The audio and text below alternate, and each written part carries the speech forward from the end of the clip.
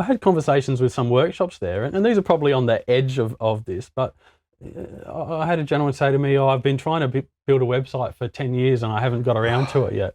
Another gentleman I spoke to was saying that I asked him the question, "How do I book my car with you if I'm your customer?" He said, "Oh, you can ring the workshop, but we probably won't pick up because we're just busy at the moment." And it's just, you just think like, that's not sustainable. Yeah. Like these workshops, the reason they're busy is because they've been around for, in some cases, decades. They've built an exceptionally good business. They do good quality work, great customer service.